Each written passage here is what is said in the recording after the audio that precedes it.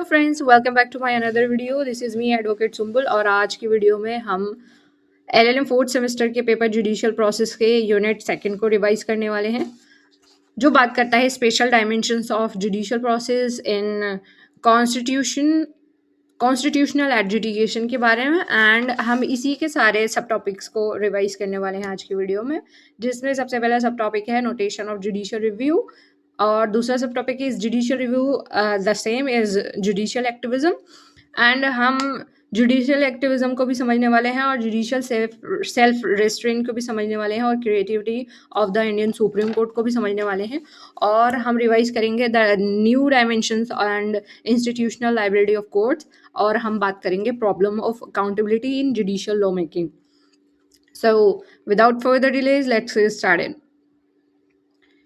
So yeah, Unit 2 talks about the spatial dimensions of judicial process in constitutional adjudication.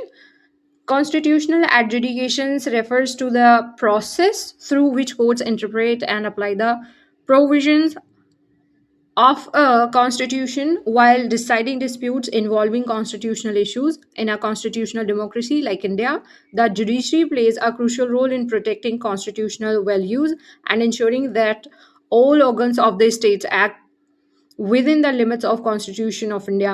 Institutions such as the Supreme Court of India and the High Courts of India perform this function through constitutional adjudication.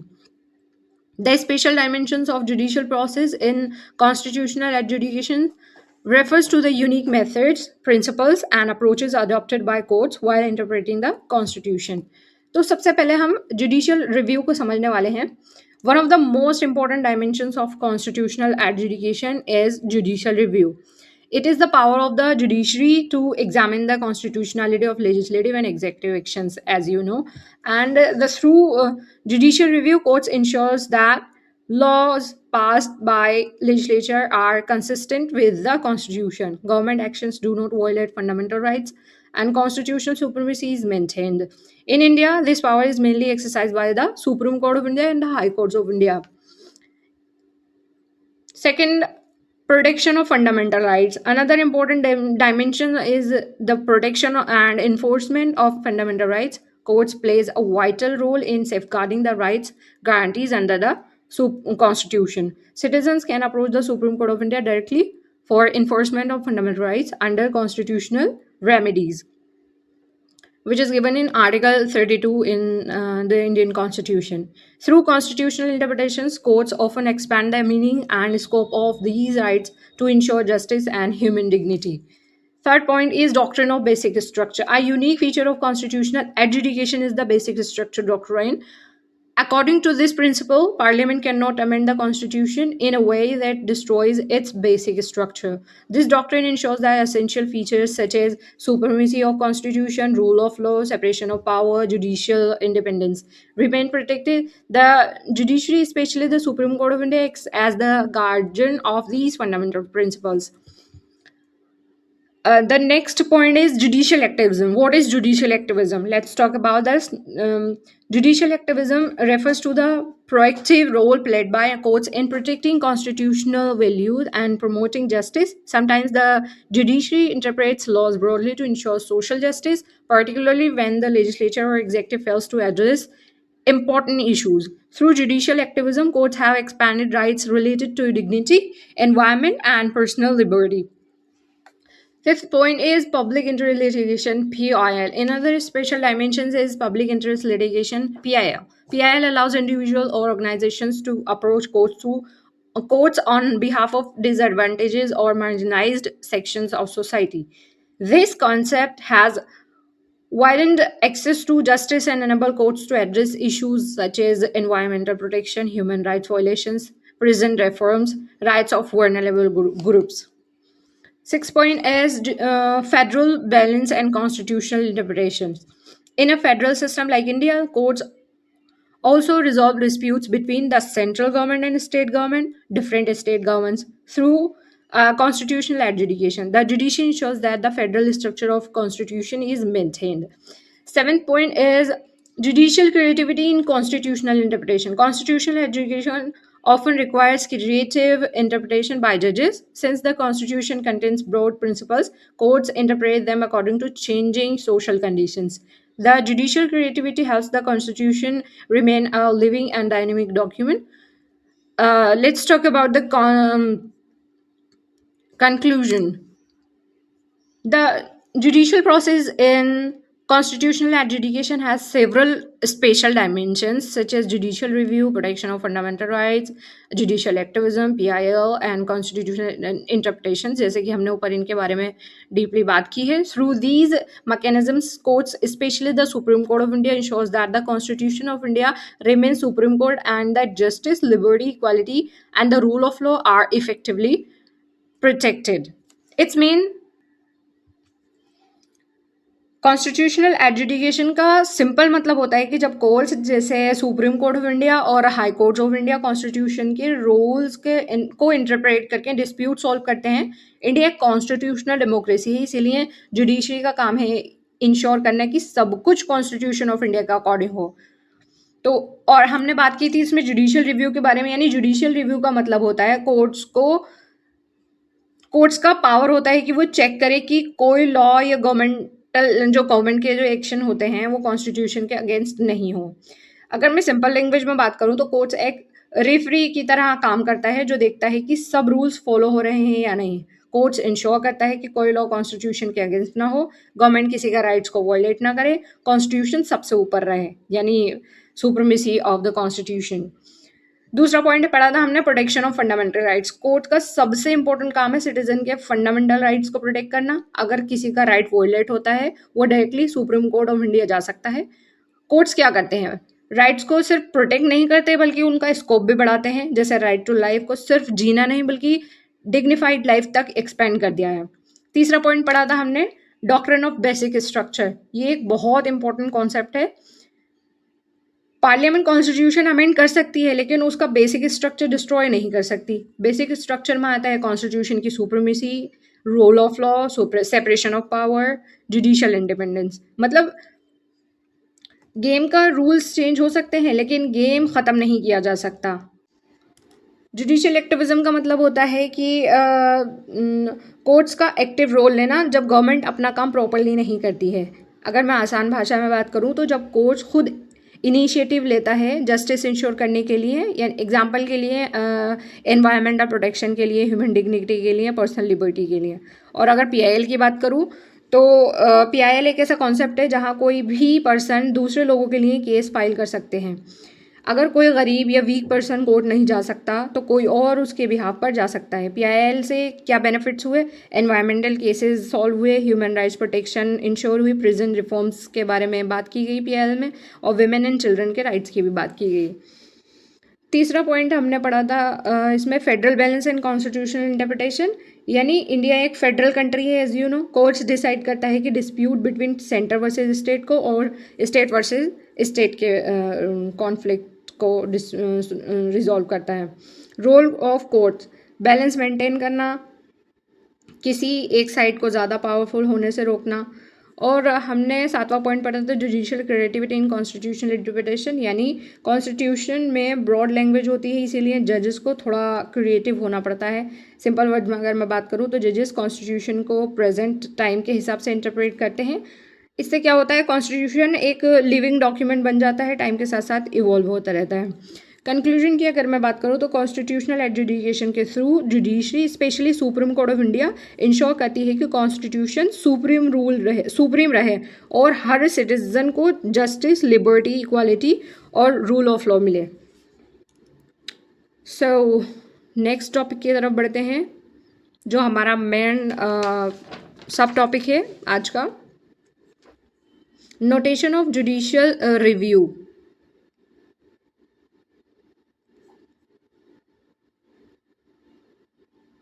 Let's move forward to the next subtopic, notation of judicial review. The notation of judicial review refers to the power of judiciary to examine the constitutionality and legality of legislative and executive actions.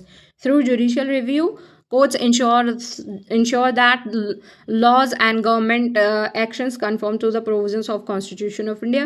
If any law or action is inconsistent with the Constitution, the court has the authority to declare it unconstitutional and void. In India, the power of judicial review is mainly exercised by the Supreme Court of India and the High Courts of India. It is considered a fundamental failure of constitutional system and an essential mechanisms of maintaining the rule of law and constitutional supremacy. Judicial review जैसे कि मैं पहले भी इसके बारे में बता चुकी हूँ, एक बार फिर से पढ़ लेते हैं. Judicial review means the power of courts to review the actions of legislative and executives and determine whether such actions are consistent with the constitution. If a law violates fundamental rights or exceeds constitutional limits, the judiciary can invalidate it. The concept was strongly influenced by the decision of the Marbury versus Madison 1803 in the United States, where judicial review was formally established.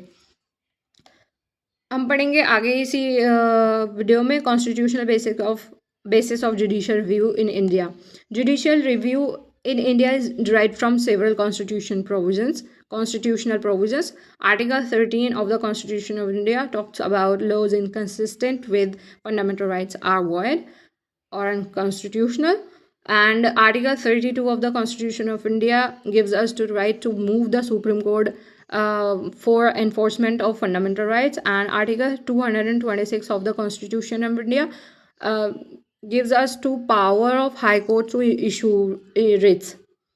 Article 131 of the Constitution of India talks about original jurisdiction of Supreme Court in disputes between the center and states. Article 136 of Constitution of India talks about special leave petitions. अगला point है objectives of judicial review. The main objectives of judicial review are protection of fundamental rights, maintaining constitutional supremacy, checking misuse of power by the legislature and executive, ensuring rule of law, maintaining balance in power among organs of government. चौथा point है इसमें scope of judicial review. अभी हम सिर्फ judicial review के बारे में बात कर रहे हैं, जिसमें हम ऑब्जेक्टिव की बात कर चुके हैं. अभी हम स्कोप की बात करने वाले हैं, और इससे पहले हमने कॉन्स्टिट्यूशनल बेसिस की बात करी थी, जो हमें जुडिशियल रिव्यू के पावर देते हैं. So, without further delays, let's get started. Scope of judicial review. The scope of judicial review in India includes review of legislative actions. Courts can examine whether laws passed by parliament or state legislature violate the constitution. Case law है इसमें Shankari Prasad versus union of India 1951 का, जिसमें the supreme court held that parliament has the power to amend fundamental rights under article 368. दूसरा point है scope में review of administrative actions. Court review actions of government authorities to ensure that they are legal, reasonable and within their authority. Case law आप देख सकते हैं कि Kraipak versus union of India 1969 का. The court emphasise the importance of fairness and natural justice in administrative decisions. तीसरा point पढ़ेंगे review of constitutional amendments. The judiciary can review constitutional amendments to ensure they do not violate the basic structure of the constitution. बहुत ही famous case है, आप इसमें देख सकते हैं केशवानंद भट्टी स्टेट ऑफ केरला 1973 का केस, जिसमें the supreme court establish the basic structure of doctrine limiting parliament's power to amend the constitution. इसी सीरीज में हम बात करेंगे fifth point limitations of judicial review. अभी स्कोप की बात करिए, अब हम बात करेंगे लिमिटेशंस ऑफ जुडिशियल रिव्यू की. Although judicial review is a powerful tool, it has certain limitations. First, courts cannot interfere in purely political questions. Second, judicial review can be exercised only when a proper case is brought before the court. Third, courts generally respect the separation of power and avoid encroaching on legislative functions. Let's talk about the importance of judicial review. Judicial review plays a crucial role in the constitutional system by protecting citizens' fundamental rights, preventing arbitrary government actions, strengthening democracy, preserving the supremacy of constitution. The Supreme Court of India has repeatedly emphasized that judicial review is a basic feature of the constitution, as recognized in L. Chandra Kumar versus Union of India 1997. Conclusion: the notation of judicial review is a cornerstone of constitutional governance in India. Through this power, the Supreme Court of India and the High Court of India ensures that all laws and government actions remain consistent with the Constitution of India, thereby safeguarding democracy, fundamental rights, and the rule of law. As you can see guys मेरे notes already बहुत ही आसान और simple language में है, लेकिन फिर भी मैं आप लोगों की आसानी के लिए इसको और आसान भाषा में समझा देती हूँ. नोटेशन ऑफ जुडिशियल रिव्यू, यानी जुडिशियल रिव्यू क्या होता है, इसको थोड़ा सा पहले समझ लेते हैं एक बार. और जुडिशियल रिव्यू का सिंपल मतलब होता है कोर्ट का पावर वो चेक करने का कि गवर्नमेंट के लॉज और एक्शंस कॉन्स्टिट्यूशन के अकॉर्डिंग है या नहीं. अगर कोई लॉ या गवर्नमेंट एक्शन कॉन्स्टिट्यूशन के अगेंस्ट है तो कोर्ट उसे अनकॉन्स्टिट्यूशनल डिक्लेयर कर सकता है. इंडिया में ये power mainly supreme court of India, high courts of India के पास होती है. सिंपल एग्जांपल से समझिए. मान लो पार्लियामेंट एक लॉ बना दे जो किसी सिटीज़न के फ्रीडम को बिना रीज़न रिस्ट्रिक्ट करता है, तो सिटीज़न कोर्ट जा सकता है. कोर्ट चेक करेगा, अगर लॉ फंडामेंटल राइट्स वोलेट करता है कोर्ट उसे हटा देगा. ये कॉन्सेप्ट कहाँ से आया? जुडिशियल रिव्यू का कॉन्सेप्ट पहली बार स्ट्रॉन्ग हुआ मेरुबरी वर्सेस मेडिसन केस से. इस केस में बोला गया कि कोर्ट का काम है डिसाइड करना कि लॉ वैलिड है या नहीं. इंडिया में जुडिशियल रिव्यू का सब बेस कॉन्स्टिट्यूशन आर्टिकल से आता है. इस तो वो हमने आर्टिकल पढ़े थे, आर्टिकल 13, 32, 226 एक्सेट्रा. इसमें आर्टिकल 13 बात करता है गलत लॉज को वैलिड बताता है, और आर्टिकल 32 डायरेक्ट सुप्रीम कोर्ट जा सकते हैं इसके थ्रू, और article 226 talks about high courts writs issue करेगा. जुडिशियल रिव्यू का मेन पर्पस क्या होता है? गवर्नमेंट को कंट्रोल में रखना. इसके मेन गोल्स होते हैं फंडामेंटल राइट्स प्रोटेक्ट करना, कॉन्स्टिट्यूशन का सुप्रीम रखना, पावर का मिसयूज रोकना, और डेमोक्रेसी को स्ट्रॉन्ग बनाना. तो इसी सीरीज़ में हम बात करेंगे अब जुडिशियल रिव्यू के स्कोप के बारे में. यानी इसी में हमने पढ़ा था रिव्यू ऑफ लेजिस्लेटिव एक्शंस, यानी लॉज चेक करना पार्लियामेंट या स्टेट लॉज वैलिड है या नहीं. इसके लिए हमने एक केस पढ़ा था शानकारी Prasad versus union of India, आप इसको पढ़ लीजिएगा थोड़ा. और दूसरा पॉइंट हमने पढ़ा था रिव्यू ऑफ एडमिनिस्ट्रेटिव एक्शंस के बारे में, यानी गवर्नमेंट के डिसीजंस के बारे में, ऑफिसर्स और अथॉरिटीज़ का बिहेवियर फेयर है या नहीं. केस आप देख सकते हैं कि Kraipak versus union of India, जिसमें बात की गई थी नेचुरल जस्टिस इम्पोर्टेंट होता है. एंड तीसरा पॉइंट था रिव्यू ऑफ कॉन्स्टिट्यूशनल अमेंडमेंट्स के बारे में. कॉन्स्टिट्यूशनल अमेंडमेंट्स भी चेक होते हैं, यह बात आप याद रखिएगा. पार्लियामेंट अनलिमिटेड पावर नहीं यूज़ कर सकता. मोस्ट इंपॉर्टेंट केस है इसमें Kesavananda Bharati versus state of Kerala 1973 का. मतलब यहाँ से बेसिक स्ट्रक्चर डॉक्ट्रिन आया है और कॉन्स्टिट्यूशन का कोर चेंज नहीं हो सकता, ये चीज़ इस केस में कही गई है. तो अगला हम बात करेंगे लिमिटेशंस की, यानी कोर्ट सब कुछ नहीं कर सकता. ईजी वे में समझाऊं तो पॉलिटिकल मैटर्स में इंटरफेयर नहीं करते, खुद से केस नहीं उठाते जनरली, और लेजिस्लेचर को रिस्पेक्ट करते हैं. तीसरा पॉइंट हमने पढ़ा था इसमें इम्पोर्टेंस ऑफ जुडिशियल रिव्यू. इतना इम्पोर्टेंट क्यों है ये? अगर जुडिशियल रिव्यू नहीं होता तो गवर्नमेंट अनलिमिटेड पावर यूज़ करती, राइट्स अनसेफ हो जाते, और कॉन्स्टिट्यूशन का इम्पोर्टेंस जो है वो ख़त्म हो जाता कहीं ना कहीं. इसके लिए हम इम्पोर्टेंट केस देख लेंगे L Chandra Kumar versus union of India का, जिसमें जुडिशियल रिव्यू बताया गया है is equal to basic features of constitution. तो अगर मैं कंक्लूजन की बात करूँ तो जुडिशियल रिव्यू एक ऐसा कॉन्स्टिट्यूशनल टूल है जो इंश्योर करता है कि हर लॉ और गवर्नमेंट एक्शंस कॉन्स्टिट्यूशन के अकॉर्डिंग हो और सिटीजन्स के राइट्स सेफ रहें. Okay, then let's move forward to the next subtopic, which is judicial review the same as the judicial activism? So yeah, let's check it out about this. Judicial review and judicial activisms are closely related concepts in constitutional law, but they are not the same. Both involve the role of judiciary in interpreting the constitution and protecting rights, yet they differ in nature, scope, and function. In India, these concepts are mainly exercised by the Supreme Court of India and the High Courts of India under the framework of the Constitution of India. Meaning of judicial review. Judicial review refers to the power of courts to examine the constitutionality of laws and executive actions. If any law or governmental actions violate the constitution, the courts can declare it unconstitutional and void. ये इतनी बार पढ़ लिया है हमने कि अब आराम से आप लोगों को बहुत अच्छे से याद हो गया होगा. This power ensures supremacy of the constitution, protection of fundamental rights, limitation on legislative and executive powers. Judicial review in India is based on constitutional provisions such as Article 13 of the Constitution of India, Article 32, Article 226 of the Constitution of India.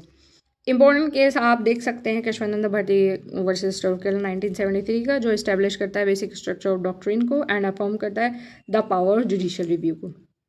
Meaning क्या, अगर हम बात करें judicial activism की, तो judicial activism refers to the active role played and the judiciary in promoting justice, protecting rights, and sometimes creating new legal principles through interpretation of the constitution. Under judicial activism, courts may expand the scope of fundamental rights like Article 21 of the Indian Constitution and issue guidelines where law are absent, intervene to protect public interest. A famous example is the expansion of the right to life under Article 221 of the Constitution of India, which now includes rights as dignity, privacy, and a clean environment. इसी series में आप एक और case देख सकते हैं, Maneka Gandhi versus union of India, जो 1978 का केस है, जो expand the interpretation of personal liberty under article 21. Difference between judicial review and judicial activism. Basis judicial review, judicial activism. Nature की बात करूं तो जुडिशियल रिव्यू का जो नेचर है वो कॉन्स्टिट्यूशन पावर से ड्रिवन होता है, और जुडिशियल एक्टिविज्म जुडिशियल फिलॉसफी और अप्रोच की बात करता है. एंड बेसिक इसमें फंक्शंस की बात करूं तो judicial review's function is examine constitutionality of laws, and judicial activism function is actively interpret law to promote justice. Scope की अगर बात करूं जुडिशियल रिव्यू की, तो limited to reviewing laws and actions, and judicial activism talks about the broader role in social and constitutional developments. Judicial review's purpose is maintain constitutional supremacy, and judicial activism's purpose is promote social justice and protect rights. Let's talk about the relation between judicial review and judicial activism. Judicial activism often operates through judicial review. When courts use the power of judicial review in an innovative or progressive manner, it becomes judicial activism. Thus, judicial review is the legal power, while judicial activism is the manner in which that power is exercised. Importance in constitutional governance. Both judicial review and judicial activisms are important for maintaining democracy in India. They help the judiciary protect fundamental rights, maintain checks and balances among the organs of government, promote social justice, uphold the supremacy of constitution. If I talk about the conclusion of this subtopic, judicial review and judicial activism are related but distinct concepts. Judicial review is a constitutional power that allows courts to examine the validity of laws, while judicial activism is an active approach adopted by judges in interpreting the constitutional and promoting justice. Together, they strengthen the role of judiciary, especially the Supreme Court of India, as the guardian of the Constitution of India. तो जो हमारा ये सब topic है judicial review as the same as judicial activism, इसके लिए हम judicial review को समझेंगे सबसे पहले, और उसके बाद हम जुडिशियल एक्टिविज्म को समझेंगे.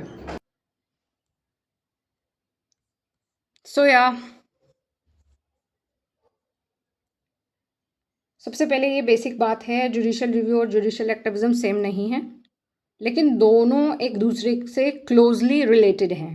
दोनों का काम होता है कि कॉन्स्टिट्यूशन को प्रोटेक्ट करना, लेकिन काम करने का तरीका अलग अलग है. तो सबसे पहले हम जुडिशियल रिव्यू की बात करते हैं कि जुडिशियल रिव्यू क्या होता है. जुडिशियल रिव्यू का मतलब होता है कि कोर्ट चेक करे कि कोई लॉ या गवर्नमेंट एक्शन कॉन्स्टिट्यूशन के अकॉर्डिंग है या नहीं. अगर कोई लॉ कॉन्स्टिट्यूशन के अगेंस्ट है तो कोर्ट उसे अनकॉन्स्टिट्यूशनल डिक्लेयर कर देता है. इसका मेन पर्पस होता है कॉन्स्टिट्यूशन की सुप्रीमेसी मेंटेन करना, फंडामेंटल राइट्स को प्रोटेक्ट करना, गवर्नमेंट पावर को लिमिट करना. इंडिया में ये पावर मेनली यूज़ करते हैं सुप्रीम कोर्ट ऑफ इंडिया और हाई कोर्ट्स ऑफ इंडिया. और जो इम्पोर्टेंट आर्टिकल जो हैं इंडियन कॉन्स्टिट्यूशन के, वो हैं आर्टिकल 13, आर्टिकल 32 एंड आर्टिकल 226। और इसी में हमने इम्पोर्टेंट केस पढ़ा था केशवानंदा भाटी केस का, जिसमें इस केस में बेसिक स्ट्रक्चर और डॉक्ट्रिन आया है और जुडिशियल रिव्यू की पावर को कंफर्म, जो जुडिशियल रिव्यू की पावर है वो कंफर्म हुई है। अब बात कर लेते हैं हम जुडिशियल एक्टिविज्म की। तो सिंपल लैंग्वेज में अगर जुडिशियल एक्टिविज्म को मैं समझाऊं तो जुडिशियल एक्टिविज्म का मतलब होता है जब कोर्ट एक्टिव रोल लेता है और लॉ को थोड़ा क्रिएटिवली इंटरप्रेट करता है ताकि जस्टिस मिले। यहाँ कोर्ट सिर्फ लॉ चेक नहीं करता बल्कि नए प्रिंसिपल्स को डेवलप करता है, राइट्स को एक्सपेंड करता है, गवर्नमेंट को डायरेक्शन देता है। इसमें कोर्ट्स क्या करता है, यानी फंडामेंटल राइट्स का स्कोप बढ़ा देता है। जब लॉ नहीं होता तो गाइडलाइन देता है, पब्लिक इंटरेस्ट के लिए इंटरवीन करता है, जिसमें पीआईएल का रोल आप देख सकते हैं। एग्जाम्पल के लिए मैंने मेनका गांधी का केस यहाँ पे मेंशन कर दिया है, जो आर्टिकल 21 यानी राइट टू लाइफ को एक्सपेंड करके डिग्निटी, प्राइवेसी एक्सेट्रा इंक्लूड किया गया है इसमें। दोनों में मेन डिफरेंसेस की बात करी मैंने अपने नोट्स में क्लियरली मेंशन कर दिया है। जिसमें नेचर की बात करूँ तो जुडिशियल रिव्यू का जो नेचर है वो कॉन्स्टिट्यूशनल पावर पे डिपेंड करता है, और जुडिशियल एक्टिविज्म का जो वो डिपेंड करता है नेचर जुडिशियल अप्रोच पर। और इसके अगर फंक्शंस की बात करूँ तो मैं लॉ को चेक करना इसका फंक्शन है जुडिशियल रिव्यू का, और जुडिशियल एक्टिविज्म का जो फंक्शन है वो लॉ को एक्सपेंड करना और इंटरप्रेट करना। स्कोप की बात करूँ तो जुडिशियल रिव्यू की जो का जो स्कोप है वो लिमिटेड है, बट अगर जुडिशियल एक्टिविज्म की बात करूँ तो इसका स्कोप आप देख सकते हैं थोड़ा ब्रॉड है। और अगर मैं रोल की बात करूँ जुडिशियल रिव्यू की, तो ये इसका जो रोल है वो पैसिव और न्यूट्रल देखा जा सकता है, और जुडिशियल एक्टिविज्म का जो रोल है वो एक्टिव और इंटरवेंशनिस्ट देखा जा सकता है। अगर हम रिलेशनशिप की बात करें between judicial review and judicial activism, तो judicial review is equal to power, and अगर जुडिशियल एक्टिविज्म की बात करूँ तो judicial activism is equal to उस पावर को यूज़ करने का तरीका। जब कोर्ट जुडिशियल रिव्यू को क्रिएटिव और प्रोग्रेसिव तरीके से यूज़ करता है तब वो जुडिशियल एक्टिविज्म बन जाता है। आई होप कि आपको बात समझ में आ गई होगी। तो इसको मैं एक इजी एग्जांपल और समझा देती हूँ, यानी जुडिशियल रिव्यू कोर्ट्स बोलता है ये लॉ कॉन्स्टिट्यूशन के अगेंस्ट है, इसीलिए इसको हम अनकॉन्स्टिट्यूशनल डिक्लेयर कर रहे हैं। जबकि जुडिशियल एक्टिविज्म बात कर में कोर्ट बोलता है लॉ क्लियर नहीं है, इसलिए हम गाइडलाइंस बना रहे हैं और राइट्स को एक्सपेंड कर रहे हैं। मैं कंक्लूजन की बात करूँ तो जुडिशियल रिव्यू और जुडिशियल एक्टिविज्म अलग अलग हैं लेकिन इंटरकनेक्टेड है। जुडिशियल रिव्यू एक लीगल पावर है जबकि जुडिशियल एक्टिविज्म एक जुडिशियल अप्रोच है। दोनों मिलकर जुडिशरी को स्ट्रॉन्ग बनाते हैं और कॉन्स्टिट्यूशन को प्रोटेक्ट करते हैं। Okay, without further delays let's move forward to the next subtopic of unit second, which is again judicial activism and judicial self restraint. Okay, so yeah, judicial activism, as you know about the judicial activism, तो हम सीधे judicial self restraint की बात करेंगे क्योंकि कोई नहीं, revision एक बार और हो जाएगा। हम बात कर लेते हैं। In constitutional law and judicial process courts often face a choice between actively shaping law and policy or limiting themselves strictly to interpreting the law. These two approaches are known as judicial activism and judicial restraint. Judicial activism. Judicial activism refers to the active role of judiciary in protecting rights and promoting justice, sometimes going beyond a strict interpretation of law. Under this approach, judges interpret the Constitution broadly and make creative new principles or guidelines to address social problems. इसके की features हैं broad and liberal interpretation of constitution, protection of fundamental rights, intervention when legislature or executive fails to act, development of new legal principles, use of public interest litigation. Objectives, as you know, that achieve social justice, protect human rights, fill legislative gaps, ensure constitutional supremacy. Important case laws आप देख सकते हैं Maneka Gandhi versus union of India, जिसमें expanded the scope of article 21 right to life and personal liberty, and Vishakha versus state of Rajasthan, Supreme Court issued Vishakha guidelines on sexual harassment at work place. And तीसरा case आप देख सकते हैं हुसैनाना खातून versus state of Bihar को, जिसमें declare किया गया था स्पीडी ट्रायल को as a fundamental rights. Judicial activism के जो एडवांटेजेस है वहाँ पे देख सकते हैं, protects citizens from government injustice, promotes social reforms, strengthens democracy and constitutional values. Criticism की बात करें तो may lead to just judicial overreach, violate separation of power, court may enter into policy making areas. अगर हम judicial self restaurant की बात करें तो judicial self restaurant means that court limits their power and avoid interfering in the functions of the legislature and executive unless absolutely necessary. Judges following this approach believe that policy decisions should be left to elected representatives, not courts. इसके की features हम देख लेंगे, strict interpretation of the constitution, respect of separation of power, avoid interference in political questions, courts act only when there is clear constitutional violations. Objectives की बात करें हम judicial self restaurant की, तो इसमें दिया गया है maintain balance among the 3 organs of governments which is legislative, executive और judicial, respect democratic decision making और prevent judicial overreach. Important case law आप देख सकते हैं कि गोपाल वर्सेस स्टोर मद्रास, जिसमें बात करी गई थी early examples where the courts followed a narrow interpretation of fundamental rights. दूसरा केस है इसमें SP Gupta versus union of India का, जिसमें emphasises limits of judicial power in some administrative matters.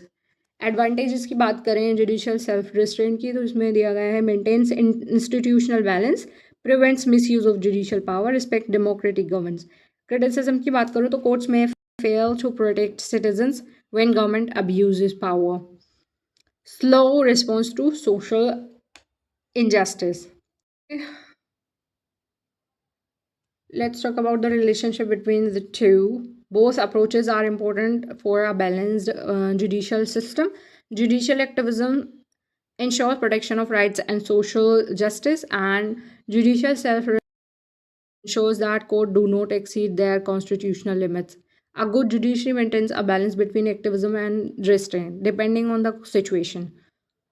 Conclusion: judicial activism and judicial self restraint represent two contrasting philosophies of judicial decisions making. While activism promotes justice and constitutional protection, restraint ensures respect for democratic institutions and separation of powers. A balanced approach between the two is essential for maintaining the rule of law and constitutional governance.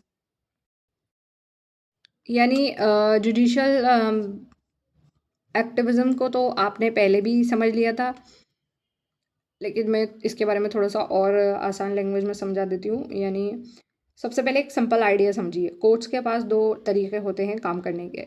सबसे पहला होता है active होना यानी judicial activism, दूसरा होता है control में रहना, जुडिशियल सेल्फ रिस्ट्रेंट। मतलब कब कोर्ट आगे बढ़कर काम करे और कब पीछे हटकर सिर्फ लॉ फॉलो करे, इसी के बारे में बात की गई है इन दोनों सब टॉपिक्स में। जिसमें सबसे पहले आप जुडिशियल एक्टिविज़म क्या होता है इसको थोड़ा सा और समझ लीजिए सिंपल वर्ड्स में। जब कोर्ट्स एक्टिवली इंटरवीन करता है और सिर्फ लॉ इंटरप्रेट नहीं करता बल्कि जस्टिस के लिए एक्स्ट्रा स्टेप्स लेता है, उसे जुडिशियल एक्टिविज़म कहते हैं। कोर्ट्स बोलता है कि गवर्नमेंट काम नहीं कर रही, हम करेंगे।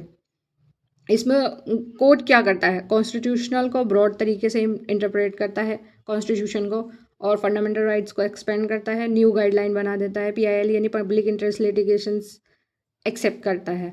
रियल लाइफ टाइप एग्जांपल्स मैंने आपको दिए थे, इसमें Maneka Gandhi versus union of India का केस है, और Vishaka versus state of Rajasthan का केस है जिसमें सेक्सुअल हरेसमेंट के लिए गाइडलाइंस बना दी जब लॉ ही नहीं था उसके लिए। हुसैन आरा खातून वर्सेस स्टेट ऑफ बिहार का केस में स्पीडी ट्रायल को फंडामेंटल राइट्स बना दिया था।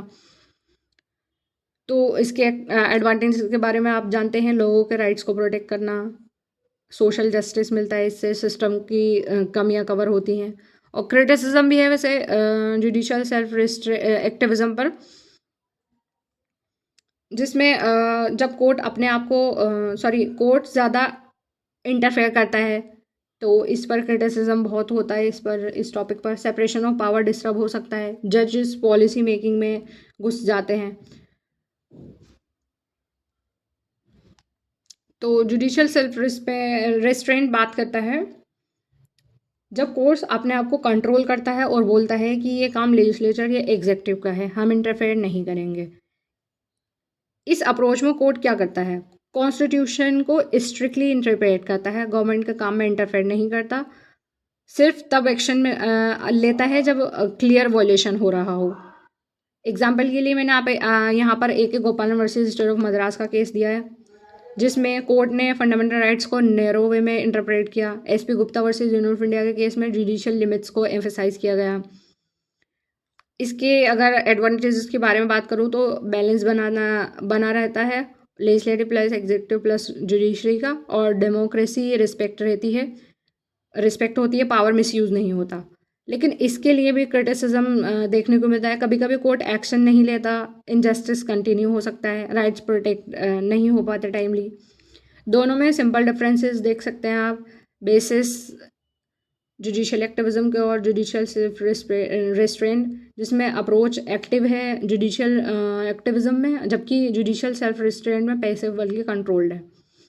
इंटरप्रिटेशन की बात करूँ तो जुडिशियल एक्टिविज्म की ब्रॉड है, और जबकि जुडिशियल सेल्फ रेस्ट्रेंट की स्ट्रिक्ट है।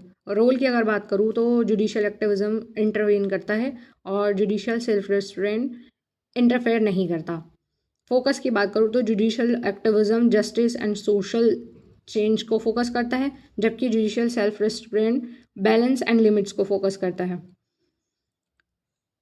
रिलेशनशिप बिटवीन जुडिशियल एक्टिविज्म और जुडिशियल सेल्फ रेस्ट्रेंट ये बहुत ही इंपॉर्टेंट है। दोनों पॉजिटिव लगते हैं लेकिन इक्वली इंपॉर्टेंट है। एक्टिविज्म में राइट्स प्रोटेक्ट होता है, जबकि रेस्ट्रेंट में सिस्टम का बैलेंस मेंटेन रहता है। एक आइडियल जुडिशरी कभी एक्टिविस्ट होती है, कभी रेस्ट्रेंट होती है के अकॉर्डिंग। फाइनल कंक्लूजन की बात करूँ तो जुडिशियल एक्टिविज्म और जुडिशियल सेल्फ रेस्ट्रेंट दोनों जुडिशियल फिलोसफीज होती हैं। फिलोसफीज एक्टिविज्म जुडिशियल और राइट्स को प्रमोट करते हैं, जबकि रेस्ट्रेंट डेमोक्रेटिक बैलेंस को मेंटेन रखता है। एक स्ट्रॉन्ग जुडिशरी वही होती है जो इन दोनों के बीच बैलेंस बना के चले। स्टॉप या ओके या in this series now let's move forward to the next subtopic, which is creativity of the Indian Supreme Court, और इसी के new dimensions and institutional liability के बारे में पढ़ेंगे इसी सीरीज़ में। तो अभी हम रिवाइज कर लेते हैं creativity of the Indian supreme court को। Creativity of the Indian Supreme Court. The creativity of the judiciary refers to the ability of judges to interpret the constitutional and laws in a progressive and innovative manner to meet the changing needs of society. In India, the Supreme Court of India has played a very important role in developing new legal principles and expanding constitutional rights through judicial interpretations under the Constitution of India. Judicial creativity does not mean making new laws like the legislature, but it involves interpreting existing laws in a way that promotes justice, equality, and social welfare. Meaning of judicial creativity. Judicial creativity means the innovative interpretation of laws by judges to fill gaps in legislation and adapt legal principles to changing social conditions. Through this process, the judiciary contributes to the growth and development of law. The Supreme Court uses judicial creativity especially in situations where laws are silent or unclear, fundamental rights need broader interpretation, social justice require new legal solutions. दूसरा point है इसी series में areas where the supreme court has shown creativity. Expansion of fundamental rights. The Supreme Court has creatively interpreted fundamental rights to give them a broader meaning. For example, in Maneka Gandhi versus Union of India 1978, the court expanded the meaning of Article 21 of the Constitution of India and held that the right to life includes the right to live with dignity and must follow fair, just, and reasonable procedure. Later, Article 21 was interpreted to include rights such as right to privacy, right to clean environment, right to education. Basic structure of doctrine. One of the most important example of judicial creativity is the basic structure doctrine. In Keshwananda Bharti versus State of Kerala 1973, the Supreme Court held that although Parliament has the power to amend the Constitution, it cannot alter its basic structure. This doctrine protects key features such as supremacy of the Constitution, rule of law, separation of powers, judicial review. Public interest litigation, PIL. Another creative contribution of the Supreme Court is the development of public interest litigation, PIL. Traditionally, only an affected person could approach the court, but through PIL, any public spirited person can approach the Supreme Court to protect public interest. An important case is SP Gupta versus Union in 1981, where the concept of locus standi was relaxed. PIL helped the courts address issues such as environmental protection, prison reforms, protection of labor rights. Judicial guidelines in absence of law. The Supreme Court has also shown creativity by issuing guidelines when legislation was absent. In Vaishakha versus State of Rajasthan 1997, the court framed guidelines against sexual harassment at the workplace, which remained effective until a law was enacted. इसी series में हम पढ़ेंगे importance of judicial creativity. Judicial creativity plays an important role in the development of constitutional law. Its importance includes protection of fundamental rights, promotion of social justice, development and evolution of law, filling gaps in legislation, strengthening democracy. Now let's talk about the criticism of judicial creativity. Despite its importance, judicial creativity is sometimes criticized because it may lead to judicial overreach. Courts may enter into the domain of legislature. It may disturb the principles of separation of powers. Conclusion. The creativity of the Supreme Court of India has played a crucial role in the development of constitutional law in India. Through innovative interpretation of the Constitution of India, the courts has expanded fundamental rights, introduced public interest litigation, and developed doctrine such as the basic structure doctrine. While judicial creativity must be exercised carefully, it remains an essential tool for ensuring justice and protecting constitutional values. यानी again notes बहुत ही easy और simply explain किए गए हैं. तो हमने creativity of the Indian supreme court के meaning को देखा था, एरियाज देखे थे जहाँ पे supreme Court has shown creativity, और हमने देखा था इम्पोर्टेंस ऑफ जुडिशियल क्रिएटिविटी और क्रिटिसिज्म भी देखे थे इसमें. फिर भी मैं एक बार इसको आसान लैंग्वेज में समझाने की कोशिश करती हूँ. तो जुडिशियल क्रिएटिविटी का मतलब होता है कोर्ट अपनी इंटेलिजेंस और इंटरप्रिटेशन से लॉ को नया मीनिंग देता है ताकि जस्टिस मिल सके. जब लॉ क्लियर नहीं होता तब कोर्ट क्रिएटिव हो जाता है. जुडिशियल क्रिएटिविटी क्या होता है? जुडिशियल क्रिएटिविटी का मतलब होता है जजेस का इनोवेटिव तरीके से लॉ को इंटरप्रेट करना. कोर्ट नया लॉ नहीं बनाता, वो पार्लियामेंट का काम है, लेकिन एग्जिस्टिंग लॉ को ऐसा इंटरप्रेट करता है कि सोसाइटी की नीड्स फुलफिल हो जाएं. अच्छा, कब यूज़ होती है? कोर्ट्स क्रिएटिव तब होती है जब लॉ क्लियर नहीं होता, लॉ में गैप होता है, जस्टिस देना मुश्किल हो जाता है और राइट्स को एक्सपैंड करना होता है, जस्ट लाइक आर्टिकल 21. दूसरा हमने पढ़ा था सुप्रीम कोर्ट ने कहाँ कहाँ क्रिएटिविटी दिखाई है. Areas where the supreme Court has shown creativity. तो as you know about the fundamental rights का एक्सपेंशन के बारे में कोर्ट्स ने राइट्स को बड़ा और फ्लेक्सिबल बनाया है. एग्जाम्पल के लिए Maneka Gandhi versus union of India के केस में पहले आर्टिकल 21 का मतलब सिर्फ लाइफ था, अब इसका मतलब हो गया है dignity, privacy, clean environment, fair procedure. अगर सिंपली मैं बात करूँ तो कोर्ट ने राइट टू लाइफ को एक कंप्लीट लाइफ बना दिया है. इसी में हमने बात करी थी बेसिक स्ट्रक्चर डॉक्ट्रिन की, जिसमें Kesavananda Bharati versus state of Kerala का केस देख सकते हैं. कोर्ट ने बोला कि पार्लियामेंट कॉन्स्टिट्यूशन को अमेंड तो कर सकती है लेकिन उसका बेसिक स्ट्रक्चर चेंज नहीं कर सकती. बेसिक स्ट्रक्चर क्या क्या है वो आने वाले आगे केसेस में पता चलता है, जैसे constitutional supremacy, rule of law, judicial review, separation of powers etcetera. Court ने कॉन्स्टिट्यूशन को तोड़ने से बचाने के लिए ये शील्ड बना दिए थे. अच्छा, नेक्स्ट पॉइंट पढ़ा था हमने इसी में public interest litigation. SP Gupta का केस हमने दिया हुआ है इसमें नोट्स में, जिसमें कहा गया था पहले सिर्फ अफेक्टेड पर्सन कोर्ट जा सकता था, अब कोई भी पब्लिक इंटरेस्ट में केस फाइल कर सकता है. इससे क्या हुआ? जो गरीब लोग हैं उनको जस्टिस मिला, एनवायरमेंटल केसेस आए, लेबर राइट्स प्रोटेक्ट हुए. अगर सिंपली मैं बात करूँ तो कोर्ट ने जस्टिस को आम आदमी तक पहुँचा दिया है. इसी में हमने पढ़ा था judicial guideline and absence of law, यानी जब लॉ नहीं था तब गाइडलाइंस बना दी गई थी कोर्ट्स द्वारा, जिसमें एक केस आप देख सकते हैं इसमें हमने मेंशन किया है, Vishakha versus state of Rajasthan 1997 का केस है, जिसमें सेक्सुअल हैरेसमेंट के लिए कोई प्रॉपर लॉ नहीं था तब तक।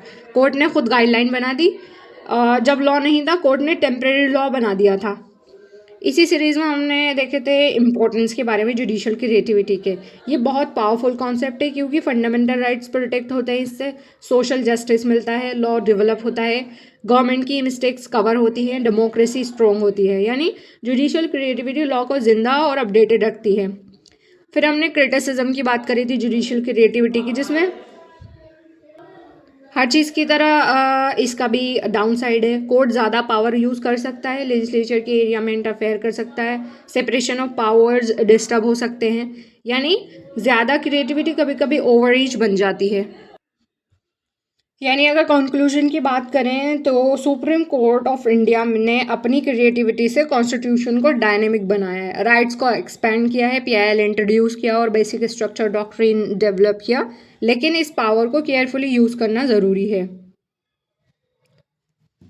ओके, तो हम बढ़ते हैं अगले सब टॉपिक की तरफ, जो है the new dimensions and institutional liability of courts.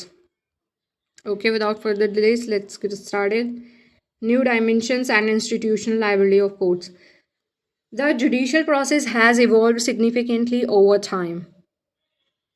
Courts are no longer limited to merely interpreting laws. They also play an important role in protecting constitutional values, promoting social justice, and ensuring accountability of public institutions. In India, the role of judiciary, especially the Supreme Court of India and the High Courts of India, has expanded under the framework of the Constitution of India. This expansion has led to new dimensions of judicial process and has also raised question about the constitutional liability and responsibility of courts. जिसमें सबसे पहले हम discuss कर लेते हैं new dimensions of the judicial process को। The judicial process in modern constitutional democracies has developed several new dimensions beyond traditional dispute resolutions, जिसमें सबसे पहला पॉइंट है expansion of fundamental rights. Courts have broadened the interpretation of fundamental rights to ensure greater protection of individual liberty and dignity. For example, in Maneka Gandhi versus Union of India 1978, the Supreme Court of India expanded the scope of Article 21 of the Constitution of India, as you know, holding that the right to life includes the right to live with dignity and must follow fair and reasonable procedure. This interpretation led to recognition of rights such as right to privacy, right to clean environment, right to legal aid. जिसमें दूसरा point है development of public interest litigation.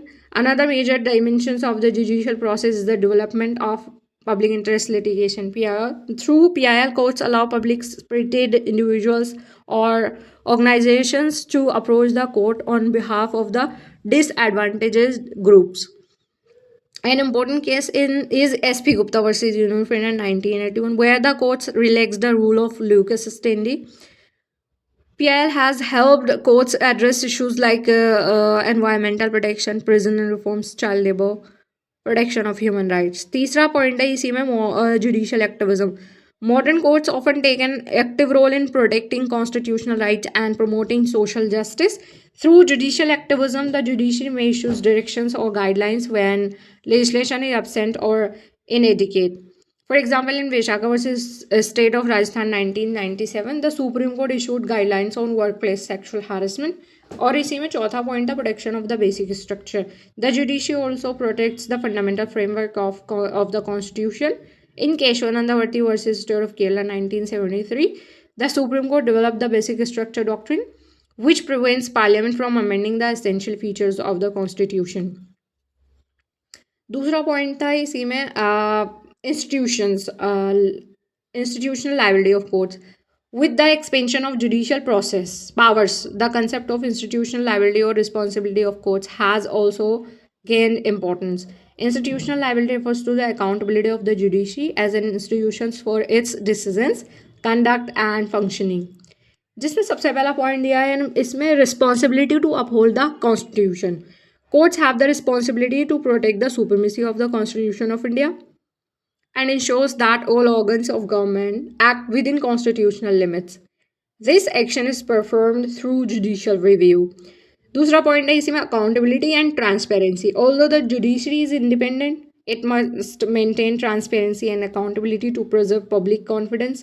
For examples include reasoned judgments, open court proceedings, ethical conduct of judges. इसी series में तीसरा point दिया गया है maintaining judicial discipline. Courts must ensure the जजेस follow judicial ethics, impartiality and fairness while deciding cases.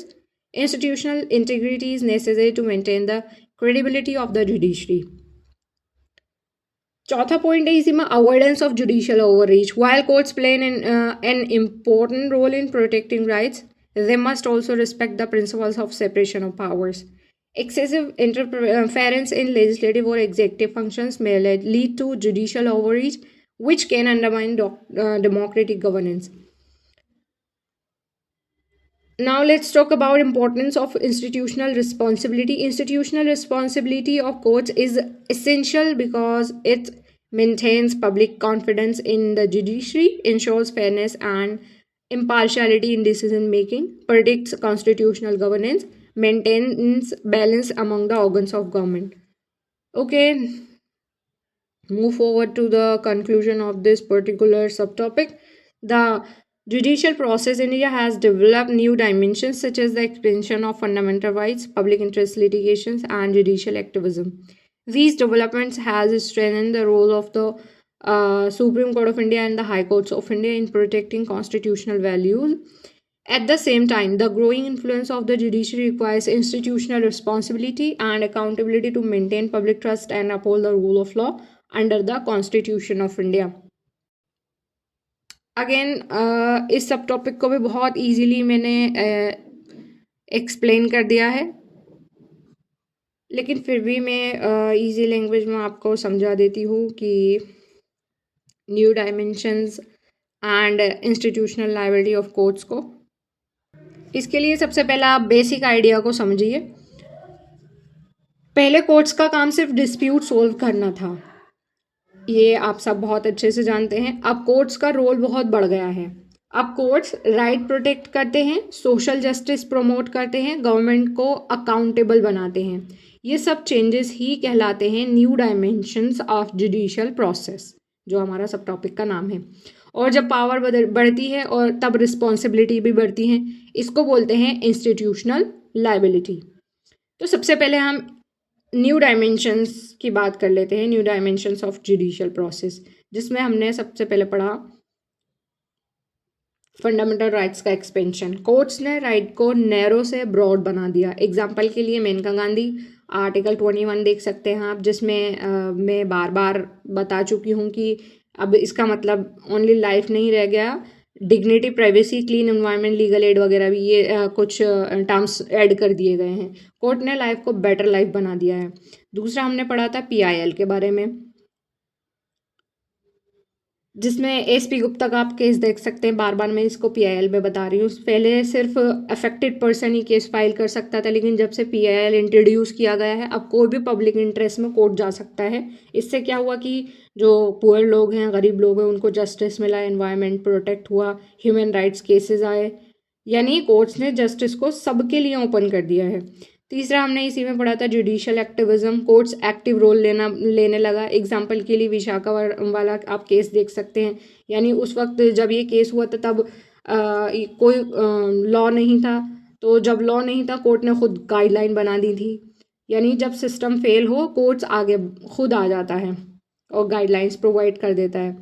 चौथा हमने बात करा था बेसिक स्ट्रक्चर ऑफ डॉक्ट्रिन की, जिसमें फेमस केस आप देख सकते हैं Kesavananda Bharati versus state of Kerala 1973 का केस है, जिसमें कोर्ट ने कहा था पार्लियामेंट कॉन्स्टिट्यूशन को चेंज तो कर सकती है, लेकिन उसका बेसिक स्ट्रक्चर नहीं तोड़ सकती. यानी अगर सिंपल लैंग्वेज में बात करूँ तो कोर्ट ने कॉन्स्टिट्यूशन को डैमेज होने से बचाया. इसी में हम बात करेंगे आगे इंस्टीट्यूशनल लायबिलिटी की. तो इंस्टीट्यूशनल लायबिलिटी ऑफ कोर्ट्स में का मतलब होता है रिस्पॉन्सिबिलिटी ऑफ जुडिशरी. यानी जब कोर्ट पावरफुल हो गया तो उसकी रिस्पॉन्सिबिलिटी भी ऑटोमेटिकली बढ़ गई। इंस्टीट्यूशनल लायबिलिटी का मतलब होता है कोर्ट भी अपने काम के लिए रिस्पॉन्सिबल है। तो इसी में हमने सबसे पहला पढ़ा था पॉइंट, कॉन्स्टिट्यूशन को प्रोटेक्ट करना, यानी responsibility to uphold the constitution. Supreme court of India और हाई कोर्ट्स ऑफ इंडिया का ड्यूटी है कि कॉन्स्टिट्यूशन की सुप्रीमेसी मेंटेन रहनी चाहिए, गवर्नमेंट को लिमिट में रखना। ये होता है जुडिशियल रिव्यू। दूसरा हमने पॉइंट पढ़ा था अकाउंटेबिलिटी एंड ट्रांसपेरेंसी, यानी कोर्ट इंडिपेंडेंट है लेकिन आंसरेबल भी होना चाहिए। अब वो कैसे पॉसिबल है, वो रीजन जजमेंट्स होने चाहिए, यानी प्रॉपर रीजनिंग देना, ओपन कोर्ट्स हियरिंग होनी चाहिए, और जजेस का एथिकल बिहेवियर होना चाहिए, यानी पावर के साथ अकाउंटेबिलिटी भी ज़रूरी है। इसी में हमने तीसरा पॉइंट पढ़ा था मीनिंग, जुडिशियल डिसिप्लिन मेंटेन होना।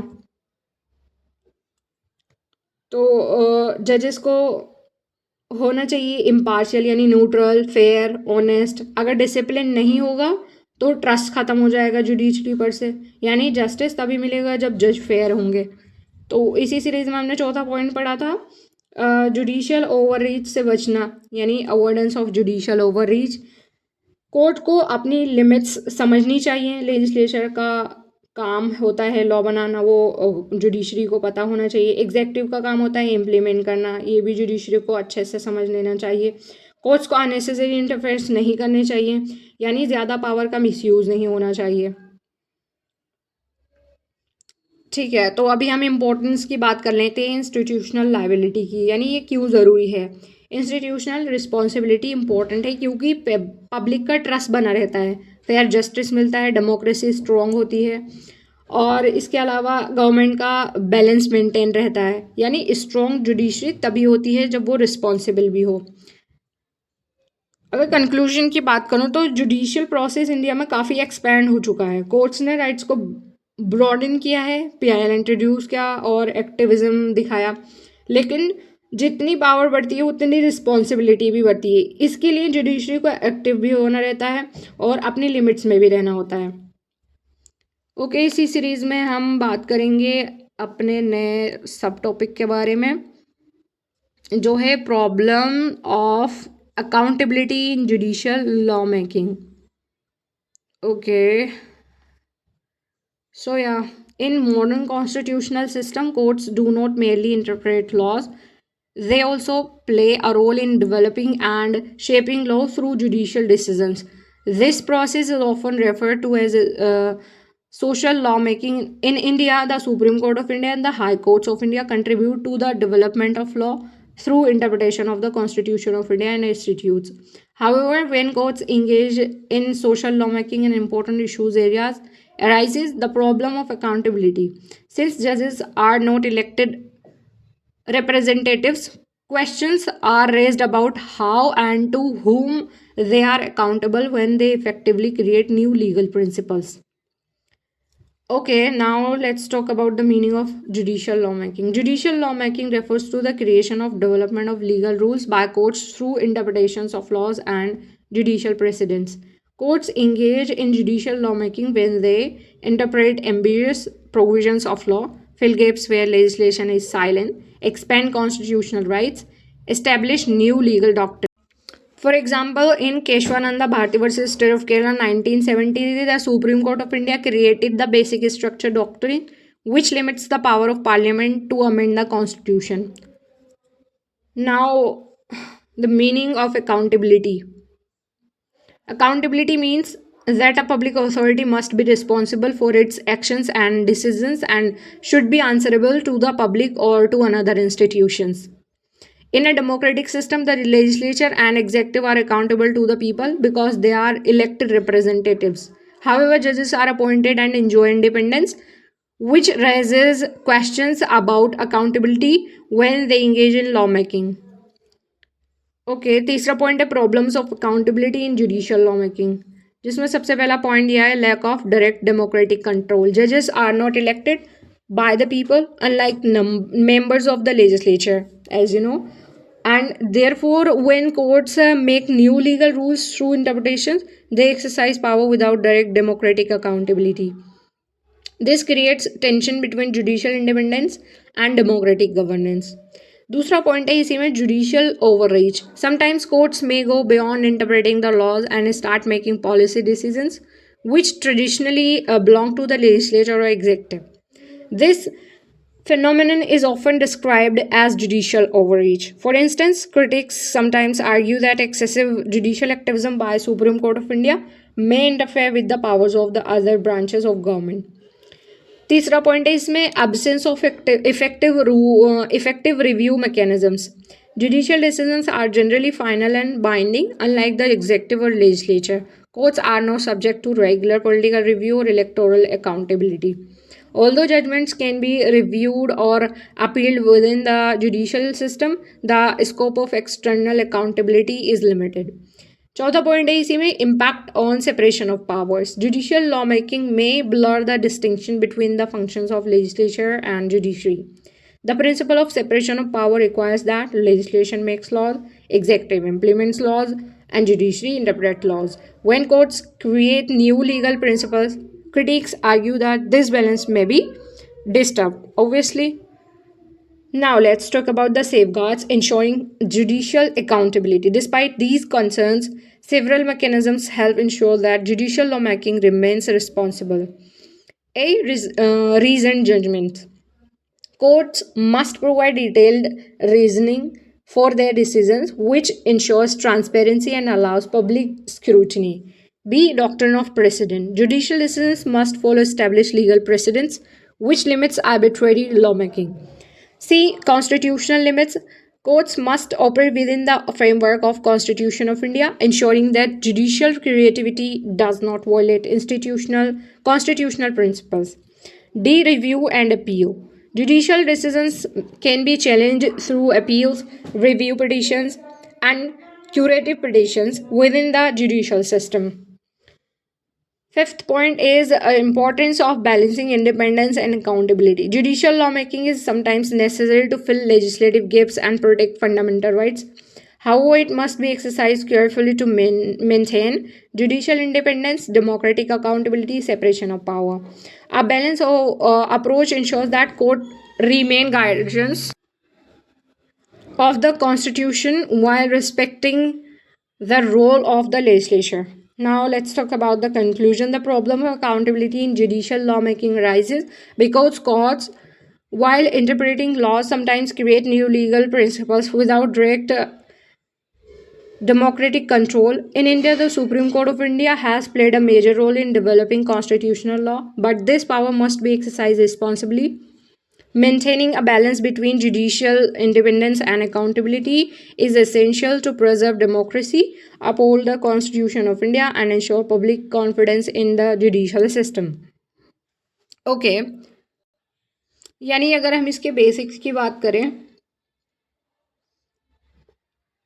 आज के टाइम में कोर्ट सिर्फ लॉ इंटरप्रेट नहीं करते, जैसे कि आप सब लोग ये बात अच्छे से जानते हैं, बल्कि लॉ को डेवलप भी करते हैं. इससे बोलते हैं जुडिशियल लॉ मेकिंग. प्रॉब्लम तब आती है जब जज लॉ बना रहा है तो वो अकाउंटेबल किसको है. तो इसी में सबसे पहला पॉइंट दिया गया है जुडिशियल लॉ मेकिंग क्या होता है. तो इसको सब सिंपल लैंग्वेज में कह सकते हैं आप, जब कोर्ट लॉ को इंटरप्रेट करते हैं और लॉ को इंटरप्रेट करते हुए नए रूल्स या प्रिंसिपल्स क्रिएट करते हैं, उसे ही जुडिशियल लॉ मेकिंग रूल कहते हैं. ये कब होता है? जब लॉ अनक्लियर हो, जब लॉ में गैप हो, जब राइट्स एक्सपेंड करने हो, या जब नया डॉक्ट्रिन बनाना हो. एग्जाम्पल के लिए हमने Kesavananda Bharati versus state of Kerala का केस दे रखा है, जिसमें आप लोग बहुत अच्छे से जानते हैं कि कोर्ट ने बेसिक स्ट्रक्चर डॉक्ट्रिन को क्रिएट किया. ये पार्लियामेंट के पावर को लिमिट करता है, यानी कोर्ट ने इंटरप्रिटेशन के थ्रू नया रूल बना दिया. दूसरा हमने देखा था पॉइंट, इसमें अकाउंटेबिलिटी क्या होती है. अकाउंटेबिलिटी का मतलब होता है अपने डिसीजन के लिए किसको जवाब देना होगा. तो इसके लिए आपको कंपेयर करना होगा. लेजिस्लेचर का काम होता है पब्लिक के लिए अकाउंटेबल होना, क्योंकि वो इलेक्टेड पर्सन मेंबर्स होते हैं. एग्जीक्यूटिव का काम होता है पब्लिक के लिए अकाउंटेबल, उनकी भी पब्लिक के लिए अकाउंटेबिलिटी बनती है. जुडिशरी क्वेश्चनेबल, यानी डायरेक्टली पब्लिक को आंसरेबल तो नहीं होती जुडिशरी. यहीं से प्रॉब्लम स्टार्ट होती है. तो इसी में हमने तीसरा पॉइंट पढ़ा था मेन प्रॉब्लम्स ऑफ अकाउंटेबिलिटी के बारे में. तो नो डायरेक्ट डेमोक्रेटिक कंट्रोल देखा जा सकता है, जजेस इलेक्टेड नहीं होते हैं फिर भी वो लॉ जैसे काम कर रहे हैं होते हैं, यानी पावर है लेकिन डायरेक्ट पब्लिक कंट्रोल नहीं है। दूसरा पॉइंट पढ़ा था हमने जुडिशियल ओवररीच, कभी कभी कोर्ट अपनी लिमिट्स क्रॉस कर देता है, लॉ इंटरप्रेट करने के बजाय पॉलिसी डिसीजंस लेने लगता है, गवर्नमेंट के ना के काम में इंटरफेयर करता है, यानी कोर्ट जजेस से पॉलिसी मेकर बन जाता है। तीसरा पॉइंट पढ़ा था हमने लिमिटेड रिव्यू मैकेनिज्म्स, यानी कोर्ट के डिसीजंस जनरली फाइनल होते हैं, अपील होती है, लेकिन कोई पॉलिटिकल या पब्लिक कंट्रोल नहीं होता, यानी जज का डिसीजन चैलेंज करना इजी नहीं होता है। चौथा पॉइंट पढ़ा था हमने सेपरेशन ऑफ पावर डिस्टर्ब होता है, यानी आइडियली देखा जाए तो लेजिस्लेचर का काम होता है कि वो लॉ बनाए, एग्जेक्टिव का काम होता है कि वो इम्प्लीमेंट करे, जुडिशरी का काम होता है इंटरप्रेट करे, लेकिन जब कोर्ट लॉ बनाने लगे ये बैलेंस डिस्टर्ब हो जाता है थोड़ा सा, यानी तीन ऑर्गन्स के बीच का जो बाउंड्री है वो ब्लर हो जाता है कहीं ना ओके। तो हम अब सेफगार्ड्स को समझ लेते हैं। इतना भी अनकंट्रोल्ड नहीं है हमारा सिस्टम, यानी रीजन जजमेंट्स की कोई देख ले, सुप्रीम कोर्ट ऑफ इंडिया और हाई कोर्ट्स ऑफ इंडिया को अपने डिसीजन एक्सप्लेन करने पड़ते हैं, पब्लिक समझ सकती है कि डिसीजंस क्यों लिया गया है। दूसरा आप देख सकते हैं इसमें डॉक्टर ऑफ प्रेसिडेंट की बात की गई है, यानी कोर्ट्स पुराने डिसीजन फॉलो करती है, इससे जो है क्या होता है कि आर्बिट्रेरी डिसीजन नहीं होता। तीसरा पॉइंट दिया गया है इसमें कॉन्स्टिट्यूशनल लिमिट्स का, कोर्ट्स कॉन्स्टिट्यूशन के अंदर ही काम करता है, वो अनलिमिटेड पावर यूज़ नहीं कर सकता। चौथा पॉइंट हमने दिया देख सकते हैं इसमें रिव्यू एंड अपील का दिया हुआ है, जिसमें जजमेंट्स को अपील, रिव्यू और पिटीशन, रिव्यू पिटीशन और क्यूरेटिव पिटीशन के थ्रू जो है चैलेंज किया जा सकता है। तो भी बैलेंस बहुत ज़रूरी है इन दोनों, बल्कि जो ऑर्गन्स है उनके बीच में, यानी जुडिशियल लॉ मेकिंग कभी कभी ज़रूरी होता है राइट्स प्रोटेक्ट करने के लिए, लॉ के गैप्स फिल करने के लिए, लेकिन ज़्यादा यूज़ यानी डेमोक्रेसी के लिए डेंजरस हो सकता है। परफेक्ट बैलेंस क्या होगा आखिर, यानी कोर्ट को इंडिपेंडेंट भी रहना है, अकाउंटेबल भी रहना है, यानी पावर भी हो पर कंट्रोल के साथ। अगर मैं कंक्लूजन की बात करूं तो judicial law making modern judiciary का इम्पोर्टेंट पार्ट है, लेकिन इससे अकाउंटेबिलिटी के इश्यूज अराइज होते हैं, इसलिए कोर्ट को केयरफुली काम करना चाहिए और सेपरेशन ऑफ पावर रिस्पेक्ट करने चाहिए, तभी डेमोक्रेसी और कॉन्स्टिट्यूशन सेफ रहेंगे। अच्छा, इस विषय पर आपका क्या कहना है, let me know in the comment section. और नेक्स्ट वीडियो में हम डिस्कस करेंगे unit 3 structure of courts and hierarchy of courts. तो मिलते हैं हम नेक्स्ट वीडियो में, तब तक के लिए bye bye, thank you so much.